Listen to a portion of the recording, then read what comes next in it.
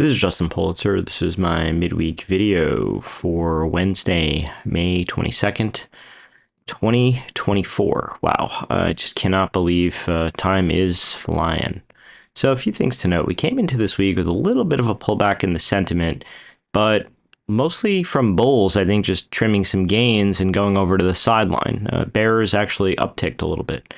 So I think that's fairly healthy. Given where we are, particularly in the range. CNN, they're ebbing back a tad. They were at 64, now we're down to 63.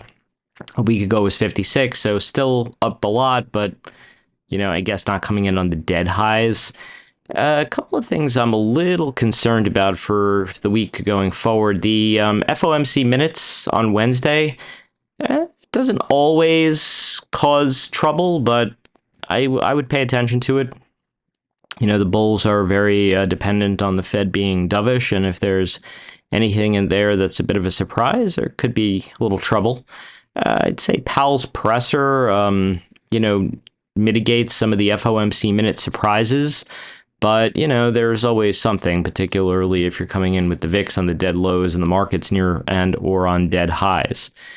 The durable goods numbers are going to be important on Friday. I'm paying attention to that.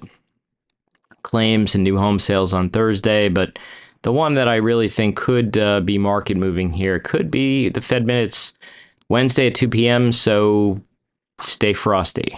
All right.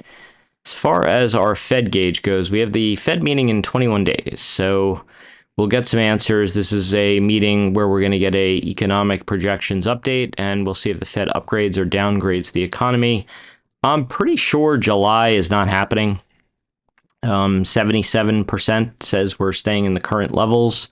I'm one of those 77%. I have a bridge to sell some people who think that they're going any sooner. The September meeting, on the other hand, is likely. Only 35.6% chance that we're staying at our current levels. So, yeah, it wouldn't surprise me. The Fed is very political. We know the Treasury is very political. Doing this short-term funding to try to artificially keep interest rates down. I know the administration now is actually going to start doing SPR releases again.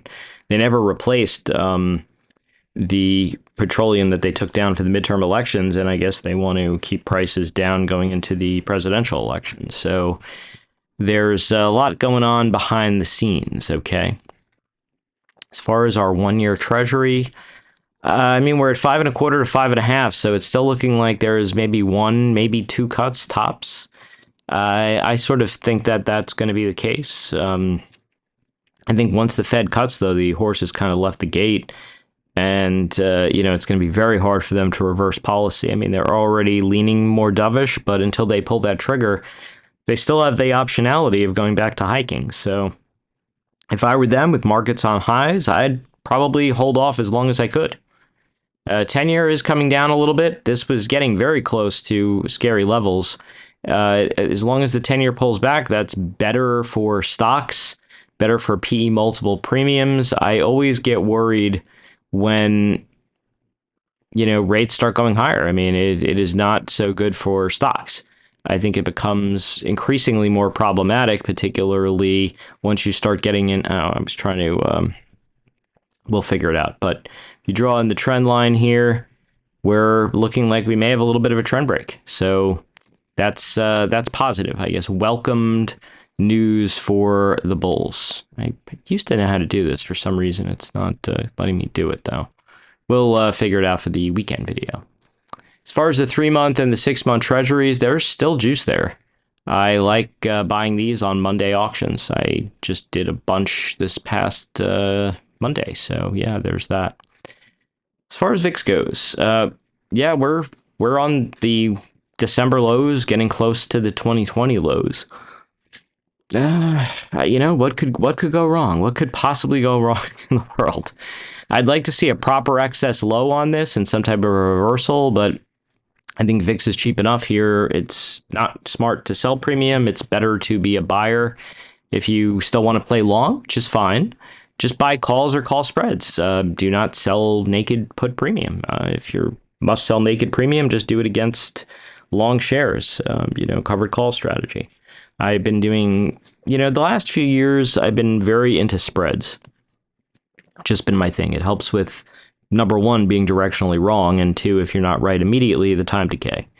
As far as TLT goes, the bulls were able to hold the 9105, which we had talked about. I think that there is still potential room down to the 20 MA if we get some kind of a shock out of the Fed, but the bulls, oh man, they really need to clear this 200 MA, 9225. And the downtrend, 9232. I think if that can happen post the Fed, maybe there is a little bit of bond buying up to 9462. I mean, that would be very good for the bulls. They still need to clear 9201. They still need to clear the 200 MA, but I think if they can clear the 200 MA, it's on. If they can't, it's just status quo. XLF got a pretty nasty little bell ringing yesterday, and they did recover, but they only recovered to the 328 reference high, so now we have a dubstep. Very simple. Over 42.22. Long, probably for a move back up to 42.45-ish. If we lose the low of day at 41.97, we lose the 10 MA at 41.93, and more importantly, we lose the Monday low at 41.89, I think we go from fib to fib, and we come down to the 78.6 at 41.64, and maybe even MA to MA, and that would be wherever the 20 MA is at the time. Currently went 41.35 and rising. So what fueled the dump in the XLF? Well, just it had been up a lot, overextended. Is this going to be a harbinger for things to come in the S&P and the Qs with look above and fails of the reference highs? Still to be determined, but I think you could chalk this one up to Jamie Dimon. He basically announced he's going to be retiring sooner than expected, likely going to be 18 months to 24 months is my guess. I think he wants to be President Trump's Treasury Secretary, so we'll see if that happens or not. I could make the arguments for and against, probably mostly against, but, he is a prestigious bank CEO, and, maybe we'll see how that goes. I mean, it didn't work out so well with Rex Tillerson, who was the CEO of Exxon, and actually after Tillerson left Exxon, the stock went straight down. For years. So something to consider. A couple of things to note about JP Morgan. Number one, it did have a really nasty outside reversal day. It did have a dubstep. So we went from MA to MA. Once we lost 100% retracement at 294, we went right down to the 78.6 and the 20 MA. We held, and now we're bounced to the 10 MA, and I actually timely used that opportunity when the stock was still over... it was actually at or around 200 at the time. I'm only seeing 199.90, but I saw 200 at the time. Maybe it was pre-market. Let me take a quick look here. I guess not. I thought we were, or maybe it was just that we were close to 200 at the time. I follow so many charts. Anyhow, I had said that during the day, it was a good opportunity at or near 200, where we got. It was a good opportunity. I was looking at probably the 10 MA at the time to trim gains, particularly if you got caught in the smash OLA of the prior day.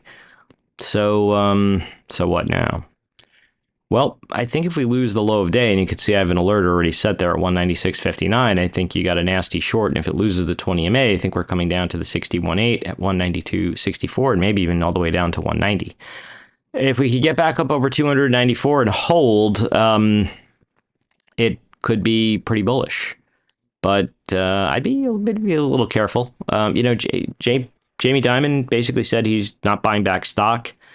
And, he's been pretty prescient on timing this JP Morgan stock, particularly buying lows. So if he's not buying, it just takes one natural buyer out of the mix with buybacks. I mean, we see Apple doing a lot of buybacks, but now JPM is not. Do they know something? We'll see. The dollar, we're teetering around the key levels here. 104.636 is the gateway drug to 105s. Below 104.522, I think would be constructive for the bulls. Below 104.438 would be still better, and below the 200 MA at 104.343 would be better still. We bounced off the channel low. It makes sense that we're checking back to the breakdown. We saw some prior reference lows, particularly on 5-3 here. It's good the 50 MA is rejecting, but are we in a bit of a falling wedge pattern? And if this breaks out, could we go much higher? It's possible. I do worry about that. I think that if the dollar does start resurging, that's going to probably put a pretty nasty little governor on the stock market rally. Although, the market's, I don't want to say it's narrowed because now everyone's talking about this everything rally. But I mean, let's face it, the stocks that have really gained have been the big tech names, basically on the back of NVIDIA, which we'll talk about in a little bit. I mean, that sort of saved the market, right? Back at the end of the year last year. I just think that the dollar could be a little iffy. It's teetering around some key levels. I'd feel much better if it resumed back to the downside. And if we stalled here, basically a breakdown, check back, and then lower. That would, again, be very bullish for stocks, but we got to see it. Bitcoin, this has been up pretty nicely. Nasty little reversal here, but it makes sense where it came from. We were teetering up near the 328 highs from 72,495. Bit of a pullback here, but we're holding key levels. I think really anything over 70,195 to 69,355 is fine. Below there, I'd probably be short for a move back down to 67,340 and maybe even a run at this 10 MA, 50 MA area at 65,846. So I do like trimming into, pops here. This has come back up to kind of the range high. I don't know that it's over. I think there's some excitement, that there's going to be an Ethereum coin, and, the Mac Daddy of risk on, risk off, of course, is Bitcoin. So it's good that it's catching up. Gold, potential mini look above and fail of the 412 highs. I think you could actually use the 223.02 low as a stop. Why? Because that could still be a secure high, and it would also, I'm loath to say confirm the look above and fail, but yeah, I guess it would, because this was technically the candle. I mean, they're really small. It's like a small little wick, but technicals are technicals, and we could pull back to 222.36 and maybe even all the way down to 220.03, which was the 516 gap fill. So I do like trimming some profits here if you're long gold. This is also riding the backside of the old uptrend. So an area of natural resistance, particularly at reference highs. Gold doesn't usually end like this, though, with a whimper. It usually ends with some kind of a blow-off move. So, yeah, I'm loath to say that the high for gold is in. It probably isn't. Oil. Oh, boy. So a few things to note. It's teetering. I mean, it's really kind of teetering between two key levels. The 79.29 breakout, and I've told you before, for me to want to chase this, probably for a move from the 200 MA to the 50 MA, I need to see it over the 200 MA, which has been resistance at 80.04. Now, we have seen buyers below the key 77.59-ish level. Now, remember, we had two breakout zones, 76.18 up to 77.59, and then 77.59 up to 79.29, and we're kind of just in that range now. Look, I don't see a need to be long, at least at the very minimum, over the 20 MA at 79.64, and for me, it's the 200 MA. We've seen this before. Once this is kind of resolved to the upside, it's been big. It can take a little while, though, maybe even multiple attempts, but we do have technically a bear flag here under the downtrend, under a downtrend and under the old up channel. So, it's kind of up to the bulls here to prove themselves. We are technically going into summer driving season, but with SPR releases, you really would need a really nasty hurricane season potentially to get things going or things to heat up in the war, and that may happen. It seems like Kharkiv could be on the, not Kiev, Kharkiv could be on the verge of Russians taking it over. There's a lot of talk that the administration is trying to tell them to hold off until after the election. I don't know if Putin's going to oblige, but you never know. So XLE also, this does the best when oil is trending higher. It just looks like it's been kind of lifting a little bit with the markets. It's been very choppy, though. I mean, you've had these sort of large liquidation breaks. This little zone here that we've seen between 93.46 to 93.88 is pivotal. I think anything above there is still sideways to higher, below there probably sideways to lower, but this to me just looks very choppy at the moment. XBI.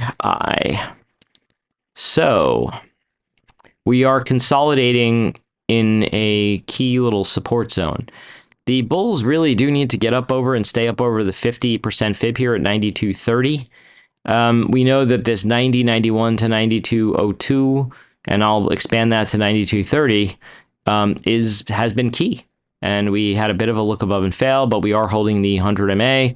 I would be careful below there, particularly the 10 MA. It's just below there if you want to use 90.71 as a stop. I think there's a quick liquidation break down to 88.68, which is the 20 MA, which I actually think could be a right out by the dip.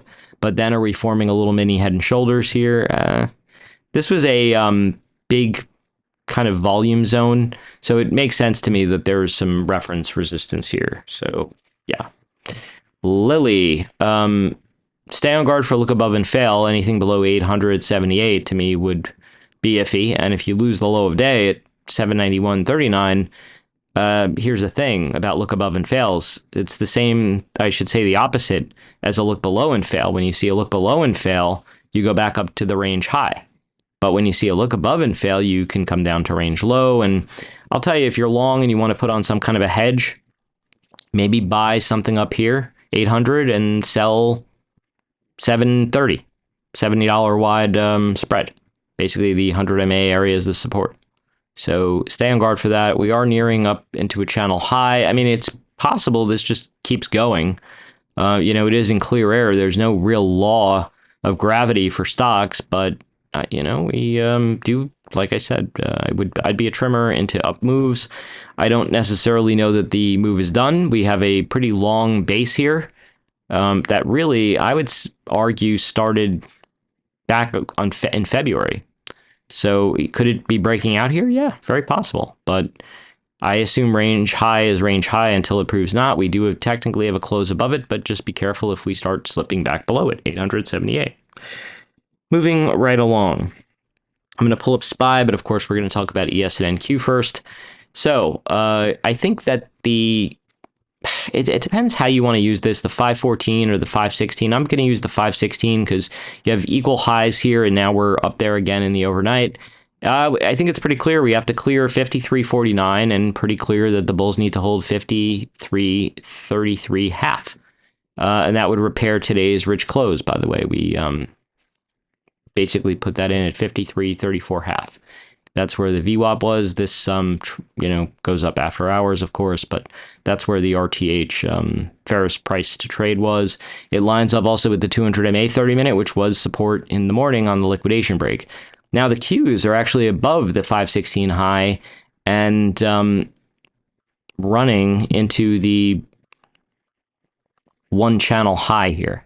There's another one, but this is the current one. I think you could use 18,794 half as a raised stop. If this, by the way, were to repair the rich close, we could come down to 18,743. I think between there and 18,760.75, which was the breakout, excuse me, could act as support. If that fails, we could come down to the 200 MA 30-minute. And that currently lines up with the 515 high at 18,707. But so far, checkbacks have been bought. I mean, we successfully held that area. Also, the real key breakout at 18,691 quarter, which was the breakout from back on. It's so far, I'm afraid I'm going to. It's a ways back. I don't want to go too far because then we'll lose the chart. But we've been trading around key levels and now seemingly have broken out. I think obviously the NVIDIA earnings are going to make the decision here. And I do worry about rallying and breaking out ahead of numbers. And it's also a little bothersome that NVIDIA is lagging and the SMH is lagging. Usually you like to see Qs leading SPY, which it's now sort of doing. but you also want to see SMH leading Qs and then Bitcoin leading SMA. I mean, it's, you know, the order of risk. Let's talk about SPY. The expected move is $4.83. Max pain pin is 525. So options players are betting for the check back to the breakout. Keep it simple. Anything over 530.08 to me is bullish. I would use 529.07 low of day as a stop, because we could then check back here to the 524.61 and fill in the 514 gap fill at 523.30 and still not be too bearish. But that area is the must hold. Now, if we do keep going, channel high here short term would be 535, and I've drawn in some fib extensions for you wonderful ladies and gentlemen. 543.61 is the 1.618, which we pretty much don't even look at these days, but I figured I'd draw it in for shits and giggles. The 2 times range is at 555.36, and the 2.618 is 574.36. Back in the day, by the way, the 1.618 used to be very important. Moving right along, the DIA. So this is respecting channel high here. I told you a little over 400, 400-ish was a good area to trim into, and we're now pulling back. Bit of a dubstep setup here. I think if you lose the 2-day low here at 397.84, 397.77, I think you do fill the gap pretty quickly to the 514 gap fill at 395 and probably get a run back to the 78.6 at 393.97, and then we'd see, because that was the 4.4 reference high. So what was resistance may become support. Now, if we can stay over 398.82, it's possible we just continue to ride the channel higher. Stranger things have happened. I'm actually going to put an alert here, though, below 397.77, so 76. And I'm going to say last at or below, and I'm just going to say short if it breaks. I mean, all of these things are overbought in the money flow if you look at them. So there's going to be a pullback at some point. Expected move $2.88. Max pain pin is 398. So people think things are just going to stay right around here. IWM, expected move $2.46. Max pain pin 207. I think it's very clear. We have a little mini trend line here from the 5.3 gap up, and it lines up very well with the 10 MA, so 206.79. That makes sense as a stop. If we do keep going, the reference high from 328 is 211.88, and the 61.8 of the range is 212.83, so probably a good area to trim into. So 10 MA, though, is the must hold. If that fails, we could pull back to as much as the 20 MA and the 50% fib at 203.07. All right, moving right along. Let's talk about the Qs. Expected move $6.38. Max pain pin 446. So new all-time high. This pretty much closed at the dead high, which is impressive. Where we had a breakout over the 449.34 reference high from 321, and it held, and now we're going higher. So how high could we go? I mean, if we went up to the channel high here, that could be 458.47. Again, the fib extensions 471.75 is the 1.618. The 2 times range is 485.61, and the 2.618, which I often refer to as the full Monty, is up at 508.02. So this is really dealer's choice where you want to draw your lines to set a stop. For me, I mean, really anything that remains over 453.15, which was that 515 breakout, is fine. Below there, I think, is a stop and probably a short, maybe even for a retest of that 449.34 area. It's also possible we just consolidate up here for a bit. The NVIDIA earnings are Wednesday, so I'm expecting them to be good. I mean, we know they're sold out, they have backlogs, all that business, and we know pretty much from the Meta quarter that all the spending is going on these chips. So I do expect their quarter to be good. I expect it probably going to be a beat and raise, but is it going to be enough to really propel the stock? It seems like a lot of people are betting on the stock making the move up to 1,000, which would probably line up with channel high by the time we get there. I think it's pretty simple. This is really a dealer's choice where you want to, stop. I would not let this get below 927.36. And if you want to use 945.43, that's fine. But I'll tell you, if they do break it out ahead of numbers, that would be a little iffy for me. I mean, I expect this does not look like auction ending excess to me for this. I am sort of thinking it does make the move a bit higher, but it's the higher it goes into the number, the more iffy I get about it. And it's a little odd that the Qs are making new highs and NVIDIA, which is the leader, is not, and it's lagging. So just something to consider. I don't think a lot of people are planning that there could be a down move, but if there is, if they say something on the quarter, maybe increased spending or yields on new chips are not acting as expected, or production delay. I mean, there are so many things that could come up. Maybe a change in the way they're accounting for chips.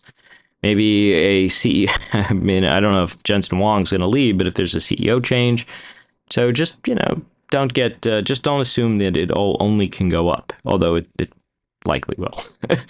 By the way, the sentiment gauge, I did a poll for this, and I'll give you a live update. We have about 79 votes in so far. 56% bulls, 30% bears, 14% flat earthers. I usually get more concerned. I mean, 56, don't get me wrong, is a good amount, but I usually only get fade into mind when we're into like the mid 60s, 62 to 65. That to me, I mean, when it pops, it goes, but there's there's not that much euphoria in this to me just yet. So yeah, possible. AVGO, we got the 2.618 and the channel high. I mean, how much more do you want the thing to go up, for crying out loud? This, by the way, will move on NVIDIA. I'm loath to call AVGO at $1,400 the poor man's NVIDIA, but I mean, it's not NVIDIA. It is more expensive technically, the stock, but it's been consolidating for a while. It does look like it had a mini kind of look above and fail a range. I mean, we're kind of night putting around, with the Dean's daughter here at 1403.61, deep cut Mitch Kumstein reference from Caddyshack, of course. Ty Webb, Mitch Kumstein, of course, being his college roommate, who is night putting with the Dean's daughter. Anyway, it looks all right to me. I'd probably find some support closer to the 10 MA. If this gets some kind of a dump down, to the 20 or 50 MA, it's probably a buy the dip. But the 100 MA has been the key support, and up here, I can't chase it up here. For me, we have traded on the wrong side of the channel many times, and in all likelihood, if NVIDIA is strong, we could get back up there, but we did get the 2.618, and we did get the channel high, and, I wouldn't respect myself in the morning if I didn't say it's an opportunity to sell into strength, which we did. ASML, this is going to be very hinged and contingent on NVIDIA. They got to the backside of the old up channel, stalled at the 50 MA, which to me is the key pass don't pass line, because look, that was the support back here on 415, 416, and then once that was lost, the trouble started, and now we're resisting there. So very simple. If you want to be long this, it's got to be able to hold the 100 MA at 899.39, and I'll even give you a little leeway there to the 914.21 old reference high at 895.93, but for me to really want to be long and strong, I'd like to see what we saw with SMCI, where we see some kind of a gap and go. But we know we broke down from 955.96, so I think this area is going to take some time to get through, and it's going to really hinge on NVIDIA. It is seeing some money flow confirming, the rebound. But I'll tell you, if NVIDIA's down, check this out. You'll have been riding the underside of the channel, and then it would make total sense for this thing to dump again. So maybe wait till after NVIDIA and wait for it to clear the 50 MA, 936.97. Over there, yeah, I'd be into it. SMCI, I don't always call my shots, but when I do, they're 130-point rallies. So we talked about this being a gap and go over the downtrend and over 855 in particular, and I said I thought we'd fill the gap and probably get to the 50% fib and probably the underside of the channel, which we did. It did most of it in one day, and then a little. By the way, when you close with a flat top like this, a Maribozu candle, usually what'll happen is you'll have the extension the next day. Sometimes you get a bit of a dubstep, but ultimately it usually resolves higher. Not always. In this instance, it did it right away for us, and now it's pulling back. By the way, we stalled at the 50% fib, so what do we do? Fib to fib, and we're right down to the 38.2. So what now? Well, very simple. If you didn't sell up there, shame, shame. 8 84.16 to me is now a key must hold. If that fails, we probably come down to 855s. I think the 20 MA was the key resistance, so that would be the buy the dip for me at 832.77 for a right or right out play. So yeah, that could be a good little trade setup. Microsoft, potential look above and fail here. I had called the ball real time. I said 430 plus was a good opportunity to trim. Be on guard for a lower high tomorrow, and if we do lose 424.85, I think we're coming down to 421.66. Remember, fib to fib, that kind of thing. And then if that weren't to hold, we could come down to 414s to 415s. Again, the 61.8, so fib to fib, MA to MA, all that good stuff. If we can clear 430.82, maybe it just keeps on chugging. We'll have to work up some fib extensions, but at the moment, potential look above and fail, so stay on guard. Google just riding the channel higher. We're up to my 2 times range target at 176.90. The 2.618 is 191.18. It probably gets there, but let's be a little prudent here and trim some profits, and I think you could use 176.90 as a stop. I mean, technically, it's still fine as long as it's above 174.71, which was the earnings day high. But raise stop, to me, makes sense. I don't know that it's a short below there, but if you're aggressive, you could try below 175.81 or below 174.71. My guess is that 20 MA will hold on to pull back to 168.90. By the way, something to note, we have a new all-time high here. So what happens on the first test of the top side of the channel? To buy, right? So just keep that on your radar for, future. Carry it forward. Apple, I've been bullish. Actually, long Apple a little bit going into the Worldwide Developer Conference, which is on June 10th. I did say today was a good opportunity to trim a little into the 78.6. Odd, right? That NVIDIA and Apple and all these big stocks aren't at new highs, but the Qs are. So 192.01. I do think 195 to 196.38 is a trim level, and then after that, 198s through, I guess, 199s. I think you could raise stops here, but dips are probably buyable down to 187. That was the breakout, so I think Apple is still all right as long as that area can hold on pullbacks. DELL. It was looking like it was forming a head and shoulders, but now it negated the head and shoulders, but it is into 2 time frames of channel highs. And they do have earnings coming up, and you're coming in on blazing. I mean, it's the chart still looks good to me, but just as a risk management standpoint, I'd be trimming a little up here. If you want to put on some kind of a hedge, I don't mind buying something, protecting that 136 breakout area. The 50 MA to me would probably be buy the dip at 123 if there was a pullback. So this stock, though, has a tendency to gap up on numbers and then kind of drift back. So I don't know that you need to be fully out of it. I mean, you did negate a bearish pattern, so it should technically go higher. If there's a gap up on the numbers, though, it's probably something you might want to fade into because we've seen that in the past, not to have too much recency bias, though. Meta, again, fib to fib, MA to MA. We stalled at the 61.8. We're pulling back to the 50. So this was the JP resistance zone, by the way, at the bottom of the gap from 473.40 up to prior earnings breakout, 485.96. The 20 MA area is sort of a must hold. The 100 MA area, this little zone.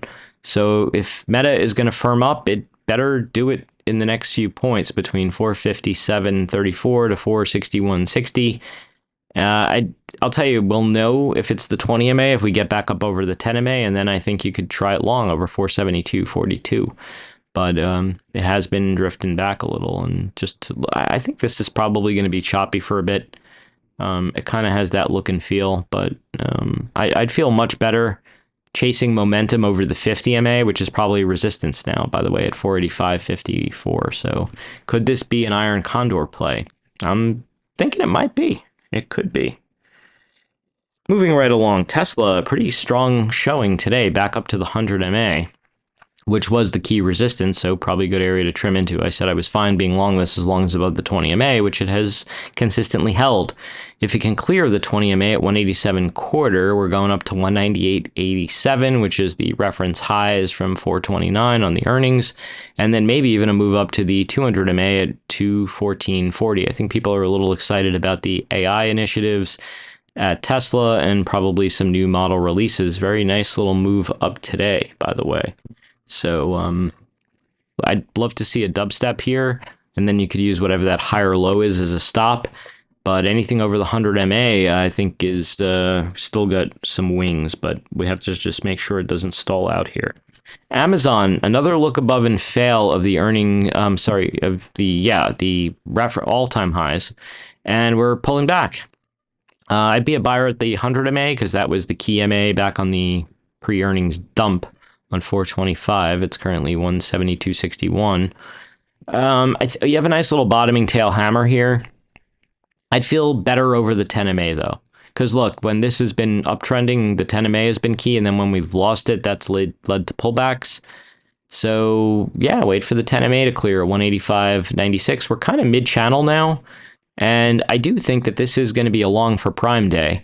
But I'll tell you, if you're a true technical purist, you could have to wait for it to clear 188.65. For me, it's just going to be the 10 MA, 185.96. Once that clears, I think it's going to be go time for a move up to the 195s. But we are seeing money flow bleed out of this, so careful. Wait for the breakout. Don't assume it happens. We need to actually see it. Walmart, I told you I thought would go higher, and it has.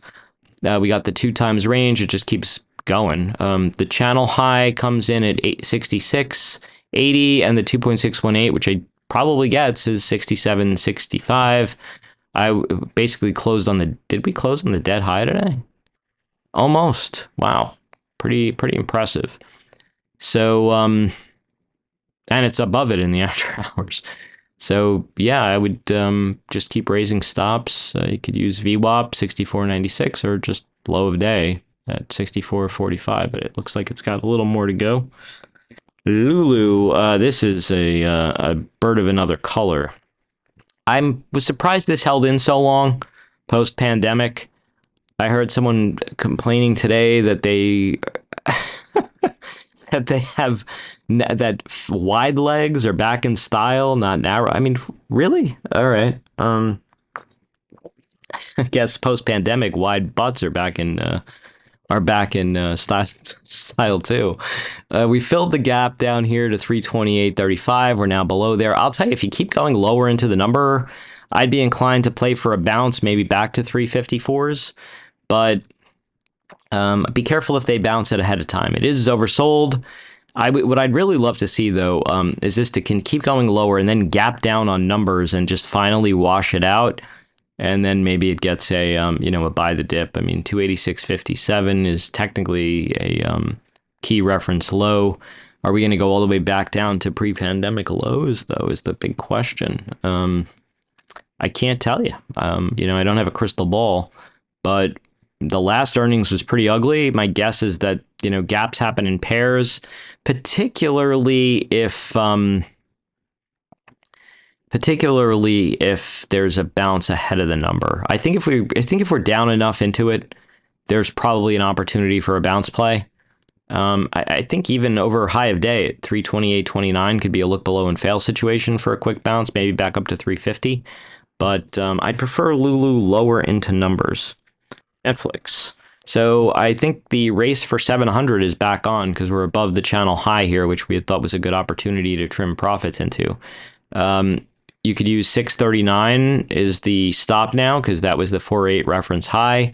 Anything above there, I think, can continue up to 700. Below there, I think could see liquidation break.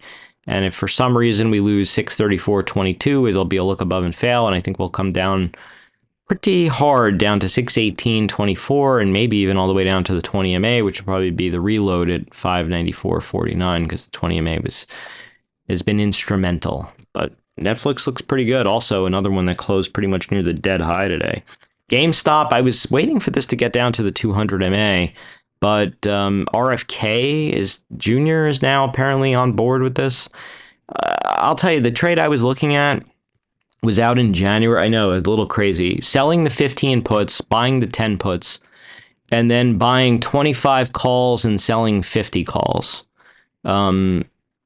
So yeah, risk 1 to make, or I should say risk 5 to make, 25 theoretically. I don't mind that kind of a risk reward ratio. Baba. So I'm still long, but I'm only long via short put spreads. I booked at the 2 times range. 90 was my target. I really wanted to be long still for 95s, but I was saying to myself, I was like, you know how this stock trades, JP? It's sort of like the cousin Eddie of momentum stocks, from Christmas Vacation and all those great vacation shows. And it just does like stupid stuff. And here we saw the money flow starting to not confirm, making new highs. I'd be a buyer if we got back down to 78s for the call spread. But, we had that earnings number. I had said it was a good opportunity to sell a little ahead of numbers. We got this pretty jarring pullback. I wasn't fully out of it, so I wasn't thrilled.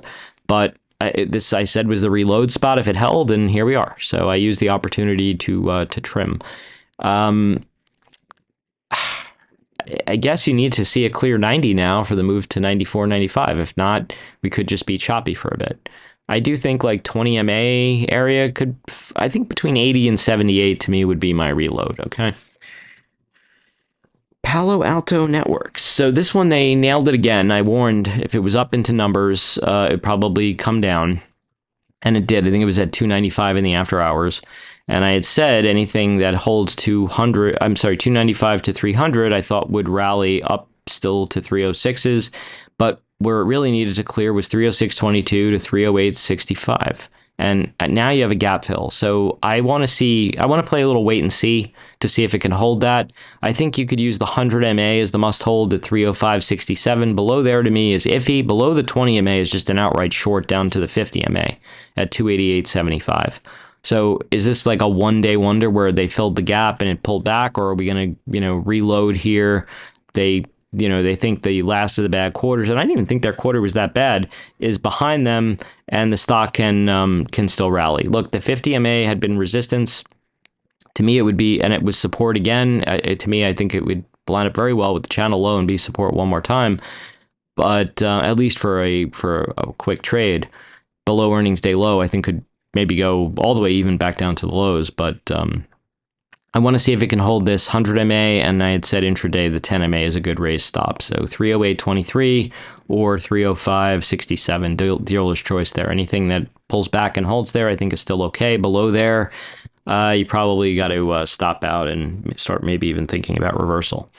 Don't forget, we have the Fed minutes at 2 p.m. on Wednesday. So that's going to be key. And then, of course, NVIDIA earnings. The chart to me looks like it still wants to have some kind of a blow-off move, but I think everyone sort of thinks that. The sentiment poll is looking bullish, but not overly bought as of yet. Just keep an eye on that poll. Again, as of now, it's 56% bulls, 30% bears, and 14% flat earthers, as I call them. And so 80 votes in, not a huge response rate yet, but I would imagine that number will beef up as we get closer to the earnings in the after hours. Have a great rest of your week. I'll see you for the weekend video late night Friday, early morning Saturday. Cheers.